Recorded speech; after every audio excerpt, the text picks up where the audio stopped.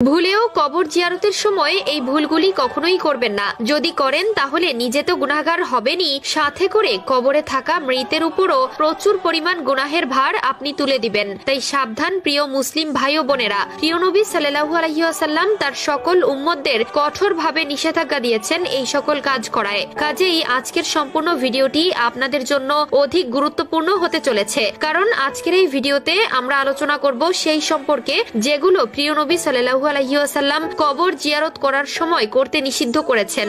আমাদের মধ্যে অধিকাংশ লোকেরই পারিবারিক কেউ, যেমন মা বাবা, ভাই বোন, দাদা দাদি কিংবা নিকটস্থ আত্মীয় স্বজন অনেকেই দুনিয়ার জীবনের মায়া ত্যাগ করে আল্লাহর ডাকে সাড়া দিয়ে কবরে শায়িত হয়ে আছেন। অনেক সময় আমরা তাদের আত্মার মাগফিরাতের জন্য তাদের কবর জিয়ারত করে থাকি, কিন্তু আমাদের করা কিছু ভুলের কারণে আমাদের কবর জিয়ারত উল্টো তাদের জন্য বোঝা স্বরূপ হয়ে পড়ে। তাই আজকের ভিডিওটা মোটেও এড়িয়ে যাবেন না। একটি ভিডিও হয়তো আপনার মধ্যে থাকা অনেক ভুল শুধরে দিতে পারে। কাজেই ভিডিওটি সম্পূর্ণ দেখুন এবং আপনার আত্মীয় পরিজন এবং বন্ধু বান্ধবদের মধ্যেও শেয়ার করে তাদেরকেও জানিয়ে দিন। তো চলুন ভিডিওটি শুরু করা যাক। প্রিয় দর্শক, আমাদের মধ্যে অনেকেই আছে যাদের খুব নিকটস্থ কেউ কবরে শায়িত আছে। কাজেই তারা প্রতিনিয়ত সেই কবরটি জিয়ারত করে, দুহাত তুলে প্রার্থনা করে তার আত্মীয়ের কবরের আযাব যেন মাফ হয়ে যায়। তবে এমন অনেক ব্যক্তি আছে যাদের কবর জিয়ারতের মাধ্যম সম্পূর্ণই ভুল তরিকায় থাকে। কিন্তু আপনারা জানলে অবাক হবেন, একটা সময় প্রিয় নবী নিজে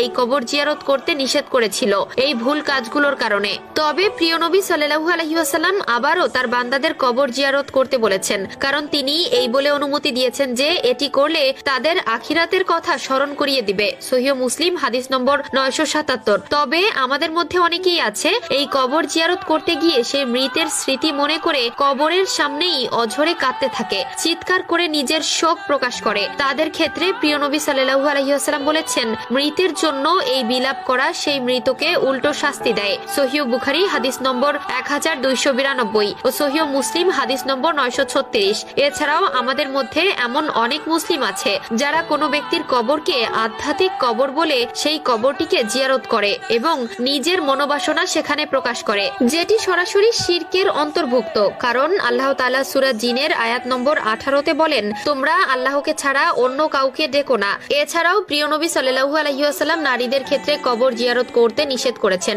যদি সেটা ফিতনার আশঙ্কা সৃষ্টি করে। সুনানে তিরমিজি হাদিস নম্বর 1056। এছাড়াও অনেকে আছে যারা কবর জিয়ারত করতে গিয়ে কবরের দিকে তাকিয়ে মোনাজাত ধরে, যেটা সম্পূর্ণ একটি ভুল পদ্ধতি। কারণ সে দোয়া করছে আল্লাহ তাআলার কাছে। সেক্ষেত্রে যদি কেউ কবরের দিকে মোনাজাতের হাত ধরে তবে সেটা শিরকের অন্তর্ভুক্ত হতে পারে। সেক্ষেত্রে অবশ্যই কিবলার দিকে দাঁড়িয়ে মোনাজাত করতে হবে। এছাড়াও অনেকে আছে যারা নিজের আত্মীয়ের কবর বিলাসবহুল ভাবে সাজায়, রং করে, উঁচু করে বানায়। সেক্ষেত্রে প্রিয় নবী সাল্লাল্লাহু আলাইহি ওয়াসাল্লাম বলেছেন, মৃতের কবরের উপরে বসা, প্লাস্টার করা বা নির্মাণাধীন কোনো কাজ করা সম্পূর্ণ নিষেধ। সহিহ মুসলিম হাদিস নম্বর 970। কাজেই কবর জিয়ারতের সময় ভুলেও এই কাজগুলো করা যাবে না, সতর্ক থাকতে হবে সব সময়।